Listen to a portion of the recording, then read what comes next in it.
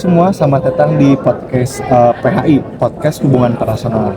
Nah, kebetulan nih sesuai request teman-teman, kita di sini bisa menghadiri salah satu narsum yang dia juga berperan penting di Laut Cina Selatan. Nah, di sini kita menghadiri Richard dari Menlo, khususnya Menlo Indonesia sendiri, di mana dia bakal mengisi podcast di siang hari ini. Nah, sebelumnya kita perkenalan dulu, saya Andra. Saya Fahmi. Halo, saya Richard. Dan ini Richard jadi narasumber atau jadi pembicara di hari ini gitu ya. Oke, sebelum kita mulai, kira-kira Pak Richard sehat sebenarnya sehat. Oke. Gimana ini? Host sehat juga kali ya? Oh iya, kita sehat-sehat juga. Sangat beruntung sekali kita bisa menghadiri Richard di sini sebagai narasumber juga ya. Oke. Jadi nggak usah lama-lama aja kali ya. Kita langsung aja ke pertanyaan-pertanyaan yang dibuat lah sama audiens di sini gitu. Nah, ini ada pertanyaan yang khususnya untuk Richard sendiri. Kalau menurut kamu nih ya, kalau konstruktivisme itu gimana sih? Maksudnya kayak konstruktivisme itu bisa nggak menanggulangi permasalahan Laut Cina Selatan? Mungkin kita harus menyetarakan dulu ya pemikiran kita tentang konstruktivisme. Ya, mungkin kalian bisa jelasin dulu. Nah, boleh. Jadi konstruktivisme itu sebuah teori yang memandang bahwa konstruksi sosial itu di paling atas, seperti ide, norma, dan nilai-nilai bersama itu sebagai suatu tindakan negara. Sebelumnya Bapak pernah mendengar konstruktivisme? Pernah mendengar juga sih. Jadi masih bisa mengerti sedikit. Gitu ya. Bisa kita sampaikan. Ya, sebelumnya yang disampaikan sama Fahmi juga. Jadi sebenarnya konstruktivisme itu kita sebagai identitas gitu. Negara itu sebagai identitas atau aktor dalam bernegara. Nah, berangkat dari pertanyaan barusan, kira-kira konstruktivisme itu bisa nggak untuk menjadi salah satu kiblat atau solusi dalam menanggulangi masalah di Laut Cina Selatan? Tentu saja bisa ya. Jadi kan masalah dari Laut Cina Selatan ini permasalahannya tuh dari pandangan setiap negara tuh berbeda.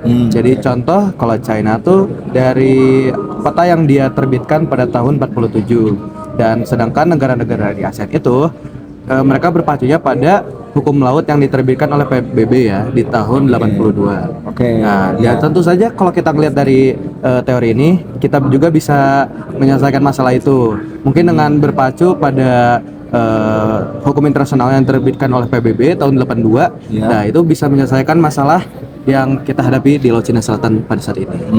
Oke. Mungkin dari audiens kan belum begitu tahu ya permasalahan di Laut Cina Selatan itu kayak gimana. Kalau misalnya dari dari Richard sendiri gitu, secara general, kira-kira kenapa sih Laut Cina Selatan itu bisa sepecah itu gitu di Asia Tenggara?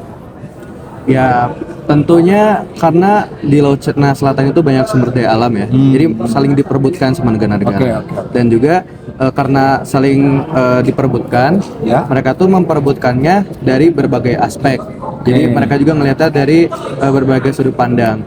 Contoh yang sudah saya sebutkan tadi kayak China ngeklaimnya tuh dari segi historis, karena dia udah nerbitin peta di tahun 47. Dan kita juga sekarang bisa klaim karena PBB yang udah menyerahkan gitu, ada aturan sendiri pada tahun 82 menerbitkannya hukum laut ya. Jadi secara garis besar itu saling ngeklaim dari berbagai perspektif lah ya. Oke. Nah, kita langsung ke pertanyaan dari salah satu audiens menanyakan seperti ini. Kira-kira kan tadi Abang memberikan kayak solusi ya misalnya itu ya. Kira-kira kan menjadi bisa untuk ditanggulangi gitu di Laut Cina Selatan. Nah, kalau misalnya kalau misalnya soal tensi nih ya, kan kalau misalnya permasalahan di Laut Cina Selatan kan kayak negara-negara di Asia Tenggara kan itu kan tensi ya, maksudnya kayak dia tuh kita direbut-rebut gitu kan ya, si wilayahnya ya. Kira-kira kalau misalnya dalam tanda konteks dari tensi tersebut, kira-kira konstruktivisme itu bisa menjadi ini nggak? Bisa menjadi apa ya? Bisa mengakhiri gitu kericuhan tersebut. Bisa jadi Iya, solusi nggak? Jadi solusi. Tentu saja bisa kan, karena kan tentu saja yang disebutkan tadi konstruktivisme itu ngelihat dari identitas kan. Kalau kita ngelihat dari identitas general itu kan semua itu udah negara yang diakui oleh PBB, masuk PBB juga kan.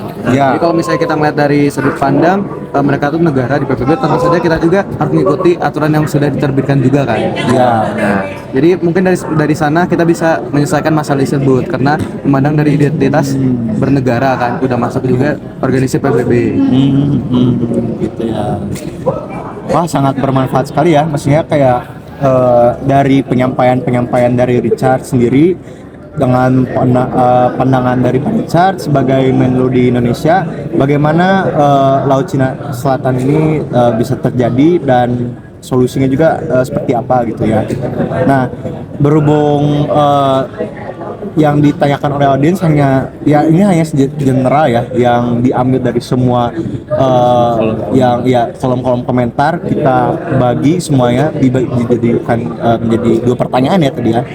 Kita dicukupkan bisa sampai sini gitu Pak. Kira-kira kalau digabungin terlalu banyak. Ya, karena ini pertanyaannya sangat banyak dan kita ambil semua dari pertanyaan-pertanyaan yang audiens punya gitu.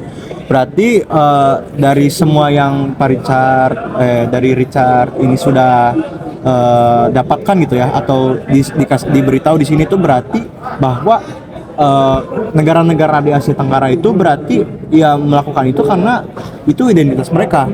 Ya, Ya karena apa ya namanya tuh? Apabila negara atau mereka diancam ya mereka gimana lagi harus melakukan hal tersebut untuk melindungi berarti ya gitu ya Pak ya. betul. Nah gitu. Apalagi di Singapura kan, di Singapura yang kita tahu udah mulai hilangan latar belakangnya atau sejarah-sejarah udah mulai pudar. Ya benar. Nah, seperti itu. Oke, untuk di channel hari ini kita cukupkan sampai sini.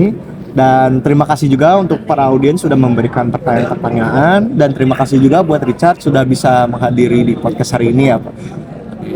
Terima kasih, kita bertemu lagi di chapter selanjutnya. Terima kasih guys.